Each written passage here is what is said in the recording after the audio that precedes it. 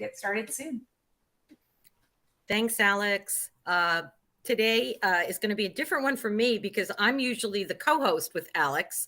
And today I get to be one of the guests along with the esteemed Sean Zager, who is one of our top Paloma docs. And Sean, what is your background? You're a holistic MD or are you a DO?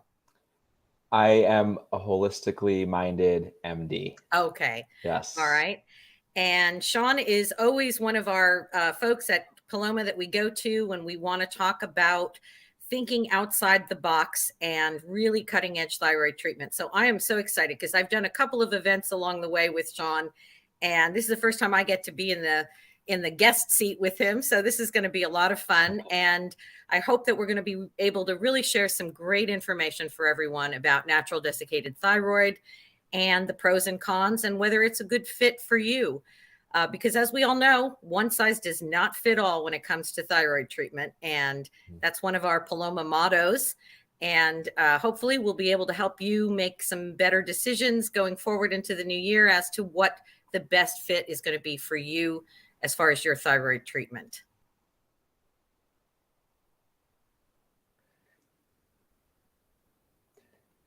Absolutely. Mary, I'm really excited too to kind of jump into this. And I really, one of the reasons why I love holistic care and holistic thyroid care is just exactly what you're saying, that it really is a type of care that needs to be individualized to every person. You know, there's protocols out there, there's lots of options out there, both in terms of how you look at things diagnostically and treatment wise, but it's really nice to be able to individualize it for every patient. And I think natural desiccated thyroid is a perfect example of that in that conversation, because it's some of the, you know, I was in my own head thinking of pros and cons. And we're going to get into the nitty gritty of all this, but in many cases, the pros may be cons for another person and vice versa. So I'm excited to try to parse that out a little bit and just give people information so that the care can be individualized for them with their provider. Absolutely. Absolutely. Well, I think nowhere do we see a need for some individualization more in some ways than thyroid, because it's not cookie cutter. Some of the conventional world wants to treat it as a cookie cutter test and cookie cutter solutions. But I think everyone that's affiliated with Paloma has discovered, and many of the patients that'll be joining us today also know, and they've learned the hard way, that cookie cutter solutions aren't always going to be the way to go when it comes to thyroid, because there's a number of factors that go into becoming a thyroid patient. And there's a number of things that need to be addressed to get you to a place of balance and better health. Yeah, absolutely. Absolutely. Yeah. I look forward to kind of hopping into it, as I'm sure we'll do here in a few minutes. Yes. So, yes.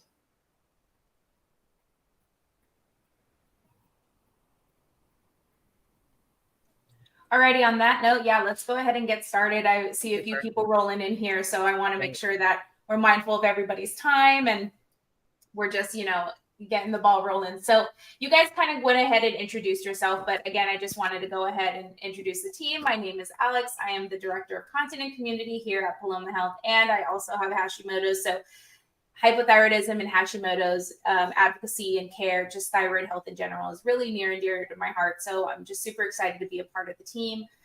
We have Dr. Sean Zager and Mary Showman, as well as our guest speakers. So why don't you guys go ahead? I know you introduced yourselves a little bit, but just give us a little bit of backstory about kind of your role in the thyroid space, why thyroid health in general, and just, you know, what brings you here and kind of your overall philosophies within the care. So Mary, why don't you go ahead and get started with us? Sure. Well, I'm Mary Showman, and I am an advisor to Paloma. But many of you probably know me because I've been around for about 25 years as a patient advocate. And I've run several websites, including for what used to be the mining company and about.com and is now verywellhealth.com. And I am a writer. I've written a number of books, health coach, but really my biggest passion for the last 25 years has been helping thyroid patients live well and feel well. because I am one of you. I was diagnosed 25 years ago and got the standard, oh, here, take a pill, you'll be fine, come back in 6 months and no problem. And discovered that it wasn't that way for everyone. And I certainly was not one of the people that took the pill and came back and felt great a couple of weeks later. So since that time, I've been on a mission to find better solutions and more ways to integrate everything into my life to feel well. So it's not just about thyroid meds. It's about nutrition. It's about lifestyle. It's about mindset, attitude, all of the different factors that come into play. So which is why I am so excited to be here with Sean Zager, who is an integrative physician, who is one of the guys that can tell us how to integrate all these things in. So Sean, I'm going to turn it over to you for your introduction. Thanks, Mary. Yeah, so my name's Sean Zager. I'm an integrative family physician. I am talking to everybody here from Ann Arbor, Michigan, which is where I'm from and where I went to school many years ago. And, I just really, I love being an MD. I love working with patients from this vantage point and offering patients a alternative to the more protocol-driven medicine that we see in many cases, and certainly in thyroid care. I just think that it's not alternative medicine. It's really just good medicine to help people understand their options inside the box and outside the box, what might work and obviously might help them without causing harm, and how those medication options also interrelate with our lifestyle choices and whether it's nutrition or exercise, stress management, sleep hygiene, these types of things, and even how it might relate to other parts of our healthcare, like nutrient, vitamin, mineral deficiencies, adrenal health, etc. And so thyroid care is something that I love to be a part of it. I love to work with my patients to optimize their thyroid health. It's just really satisfying. It's so nice to help people know their options, what's on the table for them. But again, both in terms of diagnostics and also treatment that many patients don't know, many providers aren't aware of. Just to, in some way it's very nuanced, but it's also in some ways cut and dried, where there's a clear path forward often. It's often stepwise, sometimes 2 steps forward, 1 step back, but we almost always get to this place, the promised land of really optimal thyroid health. And it's really satisfying for patients and for me. And so I really do enjoy it. So I love what you said about kind of just, it's like a balancing act and there's so many factors that go into it. I think one of the biggest things, and everyone will realize, is when I was initially diagnosed, I just thought like medication would be the end all be all, but I was still living a very stressful life. I didn't really optimize my diet as well. My lifestyle in general was just go, go, go, very stress prone. And, I had no idea about gut health or anything. And although I do think, medication is sometimes necessary for some people, sometimes maybe it may not be as extreme and it makes that big of a difference. But I do feel like there are other factors into it. And with that being said, it's also based on the right medication, because I took this medicine for so long. For me, I didn't do well on Levothyroxine, and I started dabbling into natural desiccated thyroid, which is, we'll talk about the different types later on in the conversation. And I just felt so much better. And I think it's just so important for people to realize that, there's not just one medication type. And, it's really just kind of experimenting and finding what works for you, because like nutritional aspects, right? Some people might have more food sensitivities than others. So it's not necessary for you to completely cut out like nuts or maybe dairy or nightshades, for example. But for some people, all of those might be an extreme trigger. So everybody is so different. Everyone is so bio-individual. So with that being said, I mean, I think a lot of people just in general are just aware of that they have to take a medication. But can you really give us, Dr. Zager, like a brief introduction of what thyroid hormone replacement therapy is, and the hormones this medication can support, especially for those that are just being diagnosed? Like, how does it truly work in the body and affect you? And like, what's the goal, I guess you can say, when being on this medication? Absolutely. Yeah. So I mean, very simply, well, so patients who are hypothyroid have, for one reason or another, and there can be various reasons, a thyroid gland that doesn't produce thyroid hormone to the extent that it should. Our thyroid does many things. It's essentially the motor of the body. It does so much to maintain our metabolism, and really affects every organ system of the entire body, maintaining balance in those systems, and giving us energy also largely. So when patients have low thyroid, when their thyroid is not working the way that it should, that people often experience fatigue, a host of other symptoms, whether it's sleep disturbance or weight gain or hair loss or constipation, dry skin. And by taking a thyroid hormone, and there are various options, we're going to talk today about, I think, one of the main categories, which is the natural desiccated thyroid, which is actually a desiccated or dried porcine or pig thyroid that contains both T3 and T4. And so I'll use that to explain that in our body, the thyroid gland produces both T4 and T3. These are two forms of thyroid hormone, but the active form that really gives us that boost in energy and helps keep our motor running is the T3 component. So our bodies, we depend on our bodies to convert the T4 to T3. Some people's bodies are very good at doing that, and in those people, a T4 medication can be perfect. But some people's bodies aren't as good at doing that, and I specifically, when people have more inflammation, inflammatory conditions, I find that it really can inhibit that conversion from T4 to T3. So in those patients, you'd want to think more about giving them a medication that includes T3, like natural desiccated thyroid, this porcine thyroid. But whatever medication it is, basically you're going to use either a T4 medication and or a T3 medication, or a combination product like natural desiccated thyroid or a compounded version to replace those thyroid hormones that aren't being produced by the thyroid gland in hypothyroid patients. Yeah. I you touched on it lightly, but Mary, can you kind of give us some insights onto, we won't talk about the other three specifically today, but I think it's important for attendees to know that there are 4 different types of thyroid medications. As Dr. Zager said, there's combinations, and then there's maybe T4 only. Can you give us some insight on the 4 different types and like, how do they differ? And, Sure. A simple way, I guess, to know which one is right for you. I know that's a complicated, loaded question, but Sure.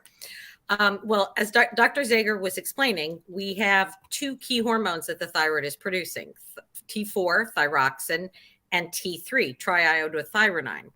And the issue here is that the vast majority of thyroid patients are prescribed a synthetic form of the T4 hormone, and that's called levothyroxine. And you might recognize brand names like Synthroid or Levoxyl.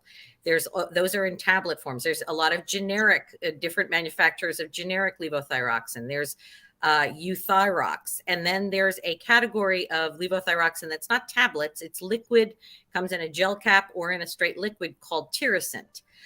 So that's one category of the synthetic T4. But as Dr. Zager mentioned, if you're taking a T4 only medication, the assumption is that your body will be able to convert that T4, the storage hormone, into the active T3, which is what we need for that motor to run.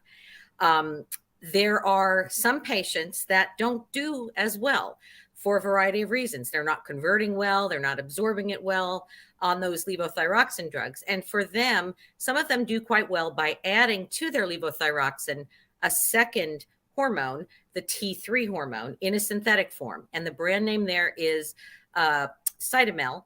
And there is also the generic, you can get generic version of it as well, liothyronine.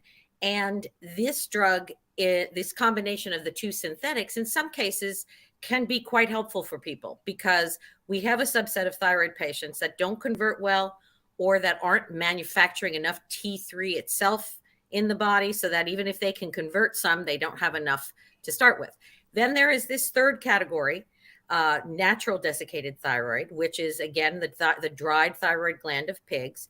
And because it's coming from a natural thyroid, it includes both of the hormones, T4 and T3, but in a slightly different form. They're the natural hormone from the animal, the dried animal thyroid. And some patients do quite well on this. This is a drug that was available for more than 100 years in the United States. And some patients simply find that they do better on it. Even apples to apples, T4, T3 combinations where we're trying to match the exact amount. Some people still do better with natural desiccated versions. Some people still do better with their synthetic versions.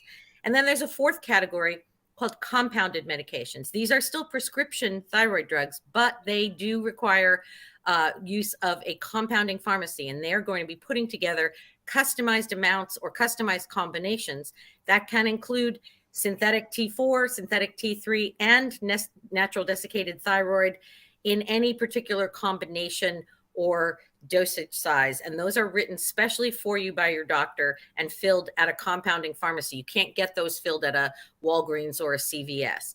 So those are the four categories of thyroid drugs. And then, Alex, you asked the ultimate question, which we all hear all the time, which is, what's the best one for me?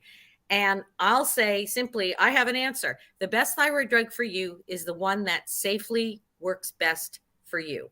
And I'm going to ask Sean if he agrees with that particular assessment, since he's the doctor here. No, hey, Mary, I appreciate your expertise. You know a lot about this stuff. Obviously, you've written about it for years, decades, I think. And yeah.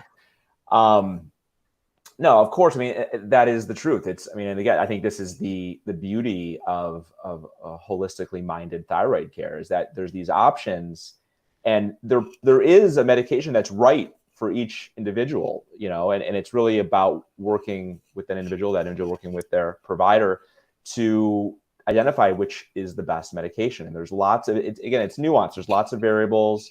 Does a person have Hashimoto's or not? Is there an autoimmune component? Sometimes it is a bit of trial and error. Sometimes it is that stepwise process. But it's nice to work with a provider like the providers we have at Paloma to honor each one of these options as an option for each patient, which isn't always the case in a more conventional setting. Right.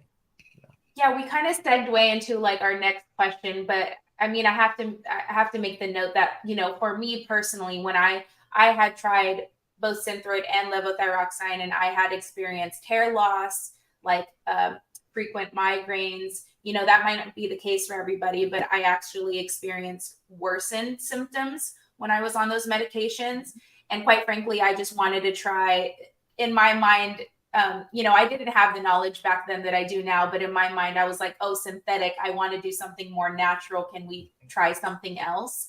What are other circumstances, I guess, from just a provider perspective, but also like what you hear patients express and what you see based on their lab work, that they would need to use NDT-based medications for their hypothyroidism? And, are there pros that actually make this a better option than, let's say, compounded versus synthetic?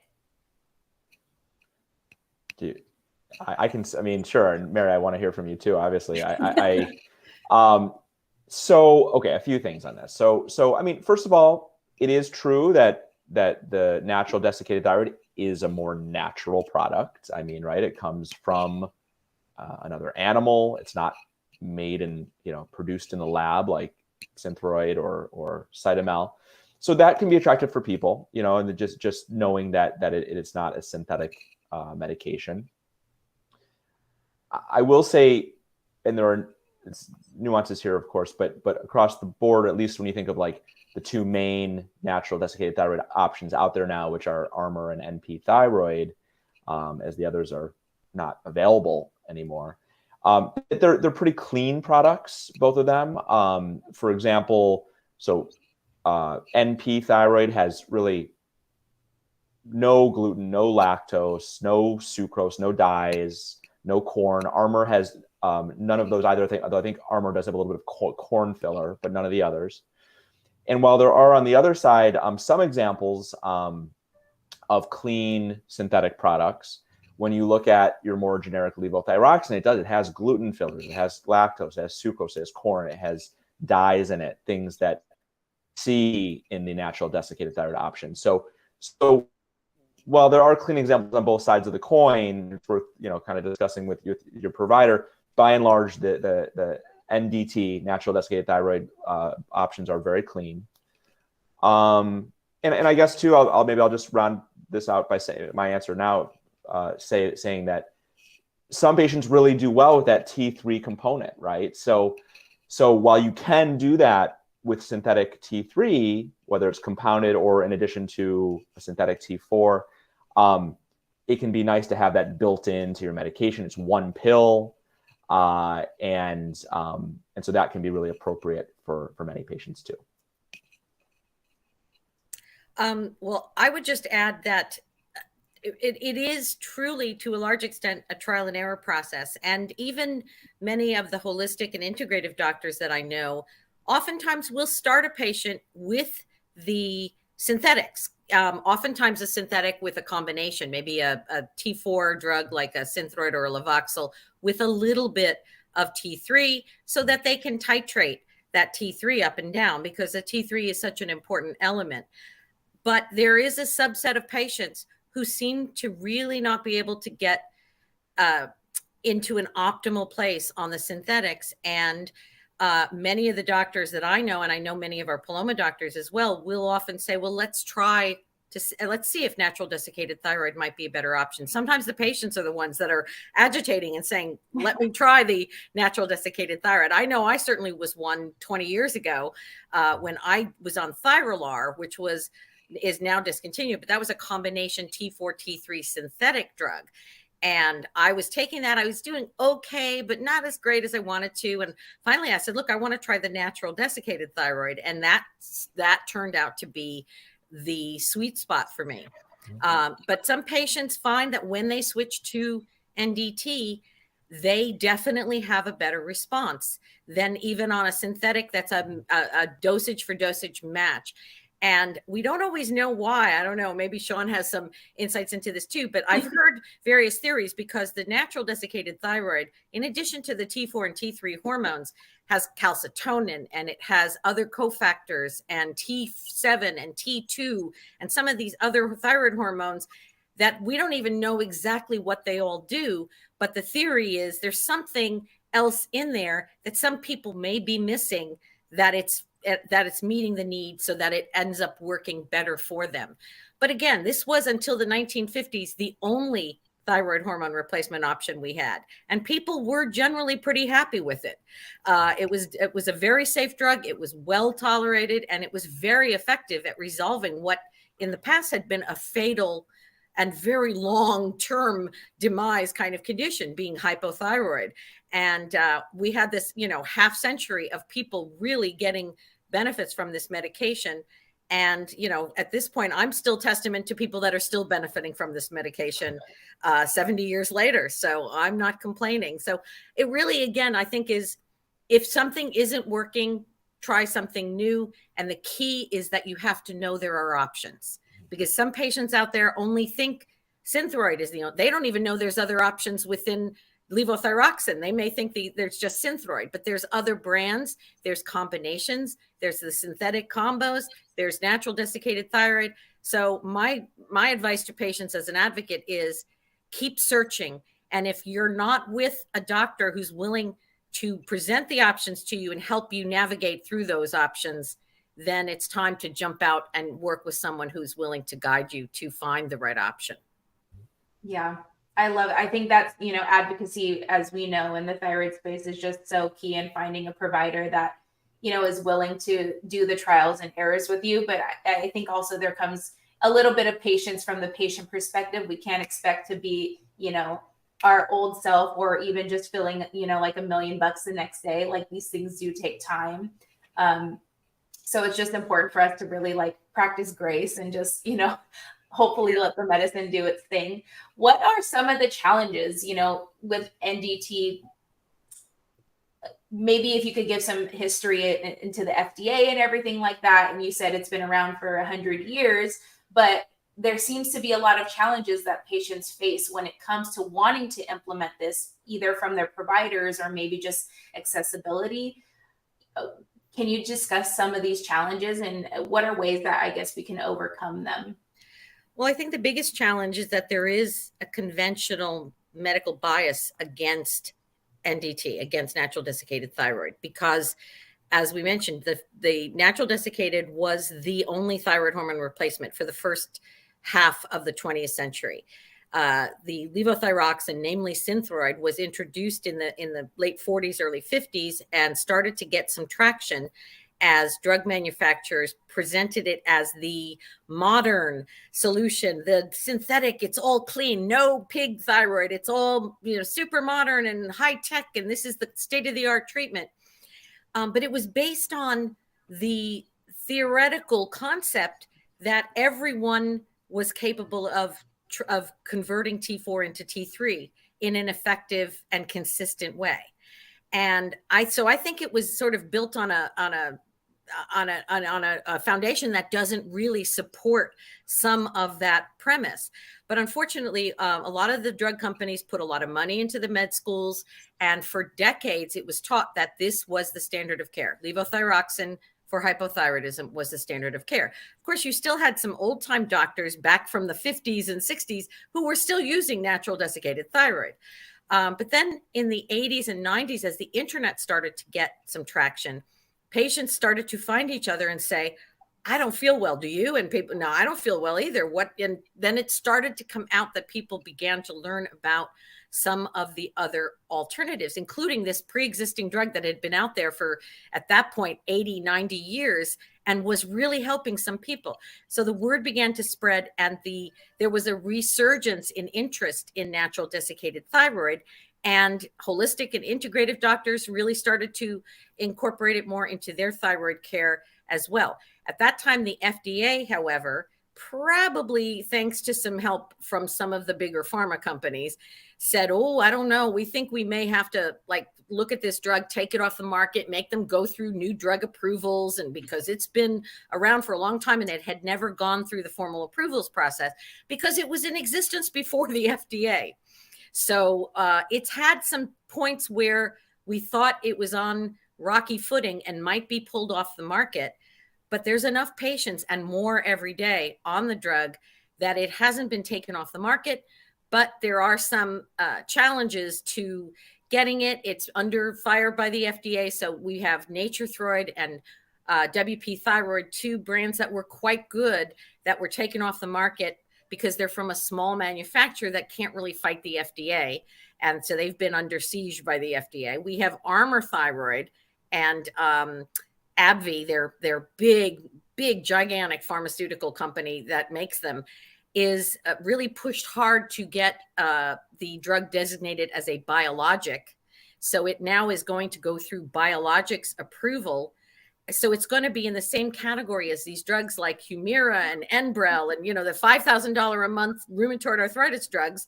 Our little pig thyroid is going to end up in the same category with these very fancy, very expensive drugs. And I'm afraid that at that point, the price of the drugs could go up significantly. And then, you know, they're not covered by a lot of insurance companies. They're not covered by Medicare in many cases or VA hospital systems. It's erratic whether you're going to get coverage. And sometimes the prices are higher than you can get a generic levothyroxine for $4 a month. So sometimes these prices are higher. So it really can be a frustration for patients who want to get on these drugs and who are on them and want to stay consistently on them, to get a steady supply, to be affordable, and to not worry that it's going to get pulled off the market by the FDA at some point if they get in a fit of pique about it. So, Sean, do you have some thoughts about those things as well? You know, it's fascinating to hear about the history of it, and I love to hear about it. I actually had a question for you, just because talking about pros and cons of NDT. You know, one thing that I've seen over the past 10 to 15 years is recalls, right? Well, you mentioned that the WP and the NatureThyroid have just been taken off the market, and that was a couple years ago. Mm-hmm. And then there's been recalls of the other two, Armor and NP, that I've seen over recent years. I'm curious. I mean, I've read that there was issues that some of the lots were less potent than they claimed to be. So I'm curious, was that true? Is it because they're not as well regulated internally or externally? Why do we see these recalls, and what do we make of that? Well, I think there's a couple points to make. Number one, apples to apples, there have been like 10 times more recalls of levothyroxine drugs over the last 30 years than there have been of NDT drugs. Okay. In fact, that is why the FDA made the levothyroxine drugs go through the new drug application process at the end of the 1990s. They forced them to go through that.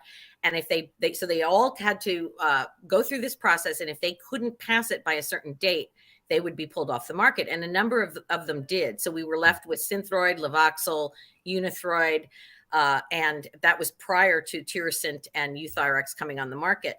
But those drugs had a very narrow therapeutic range. But the old standard used to be it could be anywhere from 90 to 110% of potency. So these drugs were all over the place. Now, with the natural desiccated thyroid drugs, there have been recalls. And I've looked at a lot of the recall information. Most of them have been, at least for the RLC products, the WP Thyroid and the Nature Thyroid, they were subpotent by less than 1%. So it was a very tiny fractional number, and they were getting picked up by the FDA because the FDA was looking at these companies very carefully. They're always at the NDT companies, except for Armor Thyroid. They're at Acela and they're at RLC quite often, testing, doing spot inspections, etc. The NP Thyroid was super potent. So they had some people that were getting high doses, and I think we had a couple of atrial fibrillation cases and people that were having overstimulation. So that was obviously a little bit more of a problem for the patients. A subpotent by 1% medication is not going to be noticeable by most patients.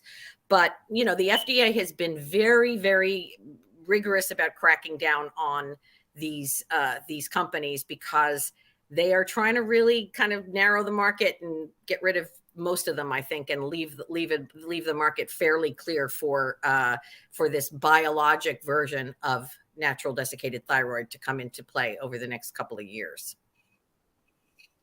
Very interesting. Yeah, we actually have a resource on our website about more information about what's going on with the FDA regarding NDT and compounded NDT, which we can send via email, and I have on our website later on after when you guys have the replay. But I just think in medications in general, I'm seeing so many comments here being like, oh, I was on Armor and then I'm on Armor now, but I was on NP Thyroid or Nature Thyroid before they recalled it and all these things. And, I just think medication accessibility is always just going to be a struggle. Unfortunately, it's always a shame when we find something that really works well for us. And I have some questions to ask later on at the end of the event, but to kind of circle back, to NDT-based medications.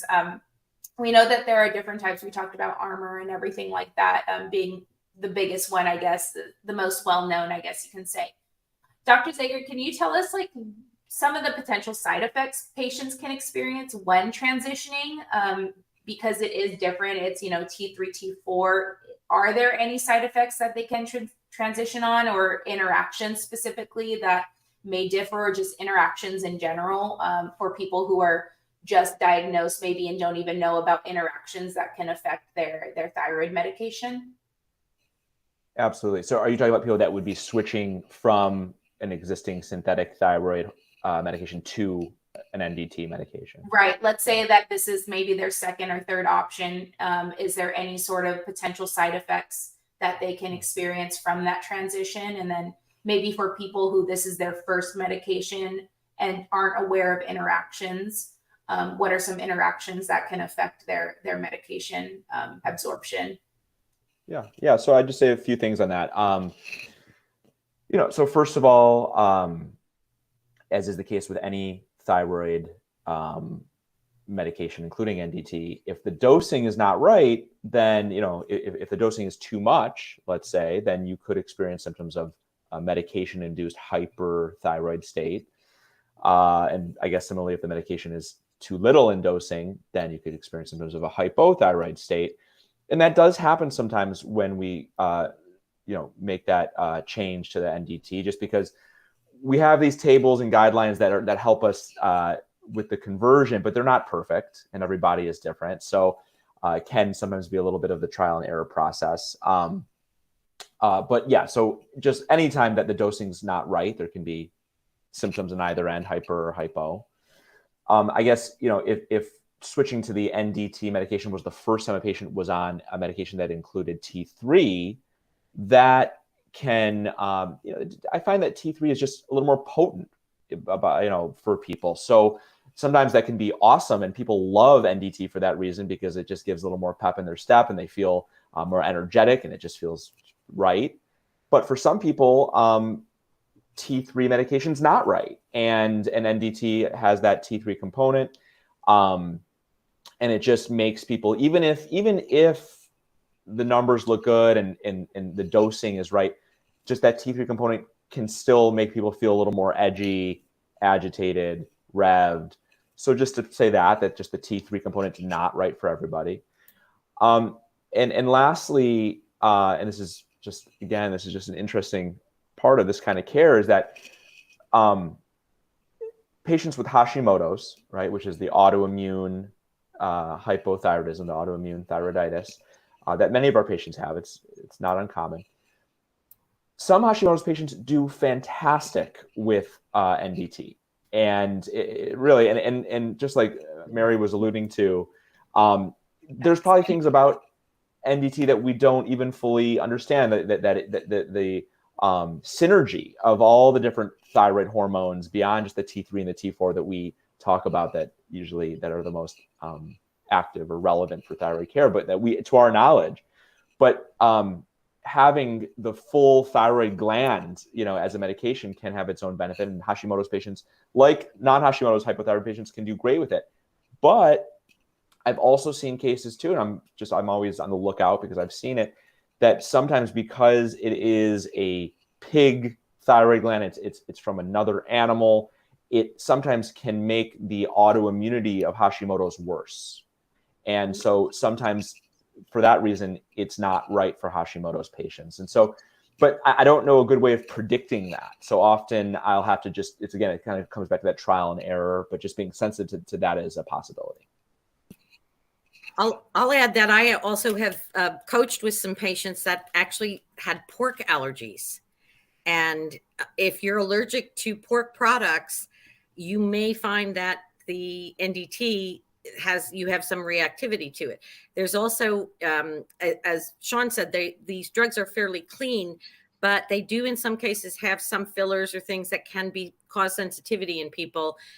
So people need to be aware of that. But I agree that the biggest issue seems to be with people that are going from a T4 only treatment to NDT, and they may find that they need to go a little bit slower, or even, and I think, Sean, you're going to talk about this next, but even split their dose during the day so that they can even out that T3 a little bit more, so that they don't feel, because, some people describe it as like they've gone to Starbucks and had 3 triple espressos or something when they take their thyroid medicine in the morning, because they feel really, really amped up. So. Yeah, I love that transition, because I had that experience with myself, and that was something that I didn't even realize was a thing, was that I was taking this medication, and for the first time I was like, yes, I feel great. I could, rock the world, do all the things. And then by like 2-3 o'clock in the afternoon, I got that really hard crash. And it wasn't until I started implementing a midday dose that my energy levels were like completely fine, no naps. Can you kind of give us insights, Dr. Zager, into why that's the case, or maybe why some people may need a midday dose and others don't? Absolutely. It just has to do with the pharmacokinetics of the medications. In particular, the T3 component has a shorter half-life. I want to say that the effects of T3, and Mary, correct me if I'm wrong, peak at around 4 to 6 hours, around 4 hours or so. Yeah. And so that's why, in particular with T3 medications, and this could include NDT because it includes T3, we do this sometimes too, is that we split the dose into people take it in the morning early along with their T4 medication, or just on its own if it's NDT, and then take a second dose early afternoon for that reason. But that said, still the majority of patients do great taking their thyroid medication, whatever it is, in the morning, and it seems like it lasts through the day for most people. The T4 half-life is longer, and seems to usually get people through the day. It's really a part of the individualization process that we keep talking about. I mean, again, most people do it in the morning. Seems like that gets most people through the day the most effectively, but splitting it up into divided doses, 2 divided doses is also appropriate. And some patients take it at night, and that just works for them better, mostly because they have trouble separating it. You need to separate it by a good amount of time from other medications, supplements, beverages besides water or food. And so for some patients, that's really impossible to do in the morning because they wake up and they need to eat breakfast and go to work. So they take it at night, and that works for them. So there's really not a right or a wrong. These are all good options for people. It just depends on what people need for their lifestyle. Right. Well, I know that we have a couple of questions and we're coming down to 15 minutes left of the event. So Mary, do you have anything to add to that? If not, we can definitely transition to the. I think we covered it. Yeah. I think we've covered so many bases, and we have a lot of good questions here. So one question here is, Armor or NP thyroid a better option? Is there one that you recommend more? So whoever wants to take take the question. Well, I'll just say, I mean, and Mary, if you have a preference between the two, I'd love to hear it too. But I don't have a big preference. I've seen equal amounts of patients do well on either. I don't know. I guess my go-to, if I'm the one kind of directing care, I tend to go to NP, and I like that it is a little cleaner. It doesn't have the corn filler. And so it's maybe just for that reason alone. The pricing sometimes seems to be a little bit less, but it can vary. I've seen, I'm curious, Mary, what your knowledge is on that too. So I don't know. So I guess without a strong feeling about it, I like NP is probably my first favorite. Yeah. I would say I agree. But I also would say find out what might be covered by your insurance if you have coverage, because sometimes they might cover the Armor, but more often they may cover the NP, because the NP is also designated as generic to Armor. So some insurance will cover it at the rates that it covers generic drugs. So it might be worth checking this out before you start down the road on a particular medication, because the difference between a copay for NP and paying full out for Armor can be fairly significant. You can end up with $40, $50 a month bill for an Armor, whereas you might have a $12 copay for NP. So NP tends to be, even retail price, less expensive in general than the Armor. I also think that I like the company's ethics better. I mean, straight out. I just like the way that they approach. They're more informative about the products. They talk about when they change some formulations. They're very transparent about their ingredients. I think I may just be a little bit distrustful of big pharma, which is probably my bias. But I mean, I know Armor is a very safe drug. I have taken it for a number of years along the way. I've taken NP as well. I mean, sad for me, my favorite was WP thyroid, which isn't on the market right now, but we're hoping that at some point it may be able to come back. It's in the works, and it may be back on the market at some point in the next year or two. So, but again, I think the best NDT for you is the one that works best for you, that you can afford and that you can access and get. So, and if one's not available, the other one will probably work fairly well for you. Maybe not as perfectly well as one brand versus another, but they all tend to work fairly well within that category. So the next question we have I feel like this is all kind of like a preference, but people are just curious what doctors and like, advocates are preference. About how long would you say to stick to a synthetic medication before you explore, or maybe talk to your doctor about other options?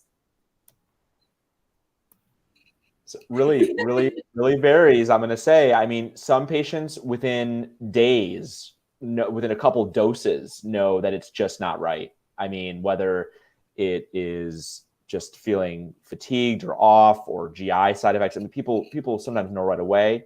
And then there's certainly other cases that, it strings along for a few weeks, a few months where you're checking thyroid labs, you're kind of looking at the numbers and just seeing that things aren't really adding up. Symptoms aren't really getting better the way you'd expect. And again, and you can use lab values sometimes too. You can use obviously how patients are feeling, but also the lab values. And once you have a few sets of them, you can see also that it might not be the right medication for them. Mm-hmm. My philosophy is, when you're working with, in many cases, if you're not working with a Paloma doctor, your doctor's likely going to start you with a T4 levothyroxine drug. And that usually you need to wait about 4 to 6 to 8 weeks to even get your labs rechecked. And at that point, then they're going to look to see, are these numbers improving? Are they getting closer to optimal? Then they may massage the dose a little bit up or down on the just T4 only. So you can go through that cycle several times before you get to a place where you say, all right, I'm stabilized, but my T3 is not really where it's supposed to be. I need something with T3. And many times then the doctor might introduce the synthetic T3, like the Cytomel. And then you go through another couple cycles of this. So many times when I've talked with patients, it's been 6 months, 8 months on a synthetic plan of attack, trying some different things and measuring and remeasuring and changing doses before they say, I'm done. I want to try something different. I want to go to the NDT. But I'd be interested, Sean, I have a question for you. How many patients come to you, whether they're coming through Paloma or walking into your office there in Michigan, and say right from the outset, I don't even talk to me about synthetic. I want to be on the natural stuff. Oh, you're muted, Sean. You're muted. Yeah. Thank you. It happens for sure. I mean, I work with a lot of pretty well-informed patients who have, and as you say, the thyroid community is growing and interconnectedness. People are learning from each other. So sometimes people do come into my virtual doorstep or actual one, wanting that. And I am fine. I like when patients come in having read and being informed, and then it opens up a discussion. And I can say, okay, hey, I'm open to that. I mean, I'm always open to these treatment options. Here's the pros, here's the cons, here's the other options that we might think about. Here's the labs I want to order that'll help guide us. But yeah, sure, let's start with that if that's what patients prefer, and kind of go from there. So it does happen. For sure. What is your default with your hypothyroid patients? Do you typically start them on synthetic and keep NDT open as an option to resolve continuing problems, or do you have a particular formula you use to decide what to start someone on? So I don't have a defined protocol there or a default. I really don't. It really depends on so many factors, including what patients have been on before, if they, what their experience has been. I always get that history, and how they've done with those medications that they've been on. The labs help guide me for sure. Just the clinical picture, what the symptomatology is. Mm-hmm. Again, is there Hashimoto's? Is there not? Like you mentioned, to what degree does person seem to have immune dysfunction or is allergic, have sensitivities to foods and other fillers. So there's so many variables. It's certainly not a default. I just like to, the fun of it is to really talk to people about their options and help them hone in on what is right for them. Mm-hmm. Right. And helping them make a decision with you. Yeah. For their care. Yeah. So speaking of, labs and levels, we have one question here that I think is pretty interesting. So I've been on Armour. I have the best energy, feeling the best. Weight loss is still stagnant. but my TSH seems really low, almost hyper, but I'm feeling the best I have. Any insight? I can It's kind of a certainly. loaded question without all of the No, other it's. I mean, we deal with this a lot. I deal with this, but a curious lot. if we see a lot of TSH suppressed on these Yeah. sort of NDT medications. Yeah, so I can, just speak for myself and my own opinion and experience with this, and it does happen a lot. Because there are some thyroid providers out there whose philosophy is that they'll increase the dosing of thyroid medication, whatever formulation it is, but increase the dosing until a patient says, I feel good. I feel good now, and that's how some providers do it. And obviously we all want our patients to feel well. My philosophy, though, is I always come back to the first rule of medicine, which is do no harm. And I'm really not a proponent at all of giving too much thyroid medication dosing, causing what this patient is describing as basically a medication-induced hyperthyroid state. Mm-hmm.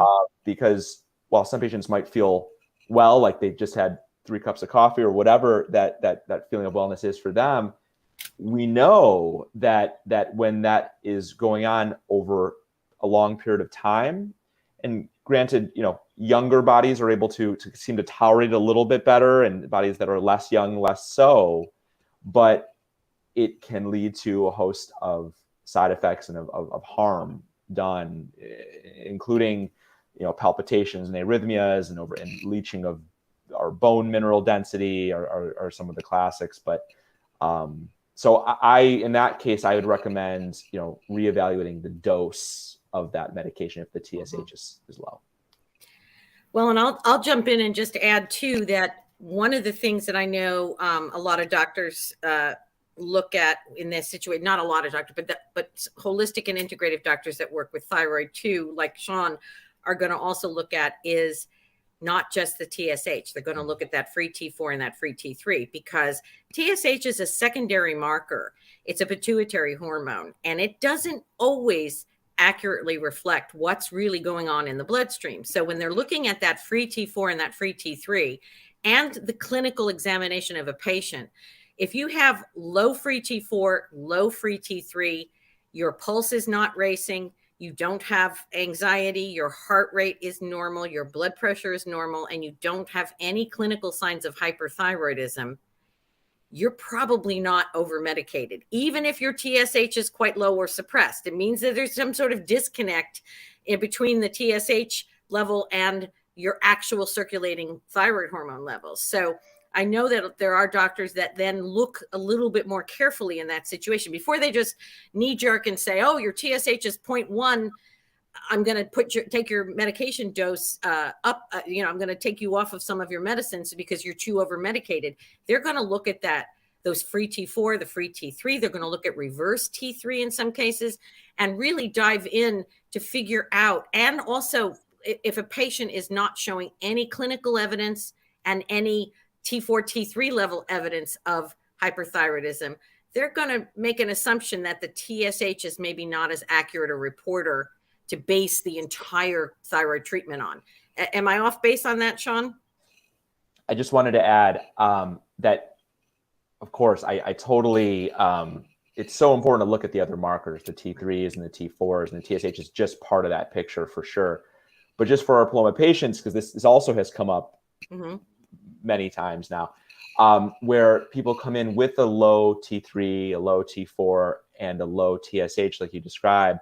So if for any of our listeners, if this is something that you have seen in your own numbers, that can represent what we call a central hypothyroidism, where it actually is a pituitary disorder, not a thyroid disorder. And to my knowledge, I don't think we treat that at Paloma, that type of thing. So I don't want to get too far off in the weeds, but in that case, it's not a thyroid dysfunction at all. It's a dysfunction in the brain. Right. But yes, to get back to the point, very important to look at all the thyroid markers in concert, for sure.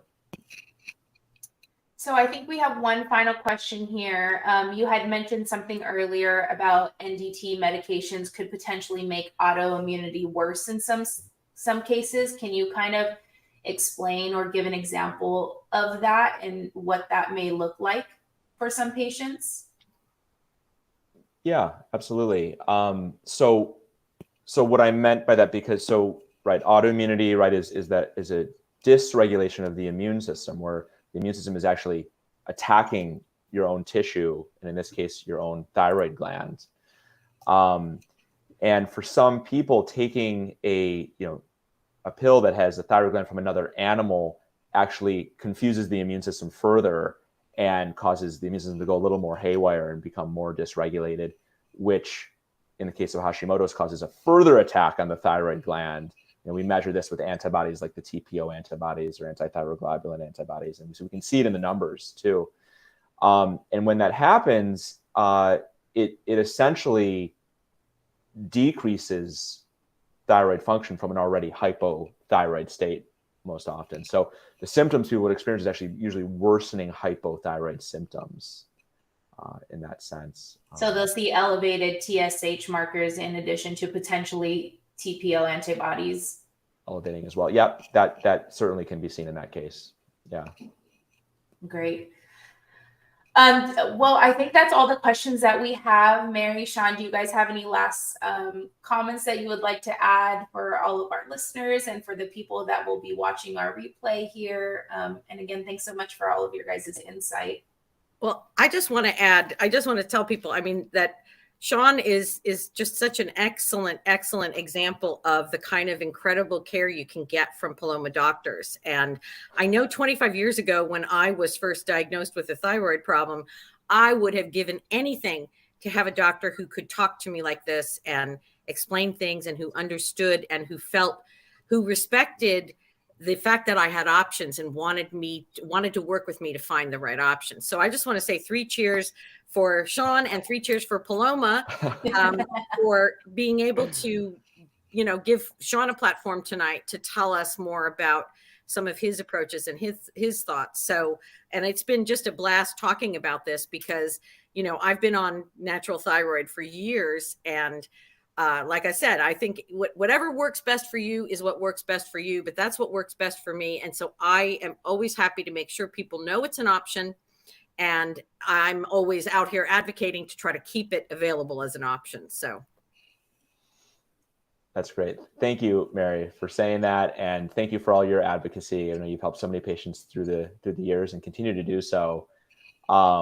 It's really fun being on, this panel with you, Mary, and Alex. Thanks for moderating and all that you're doing. And really, honestly, it's a pleasure for us all to have this platform with Paloma. It's an incredible niche that I think is just going to continue to bring value to thyroid care in this country. And so it's fantastic to be a part of it, and helping patients know their options so they can feel well, Yes. So.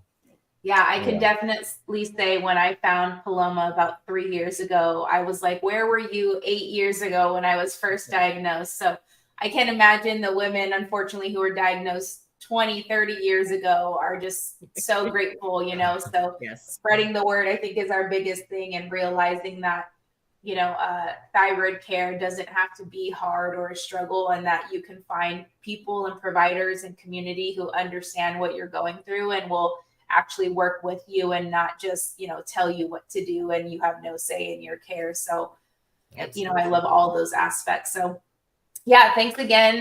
Mary Sherman, Sean Zager, you guys are so awesome. Thank you so much for joining us for our live event.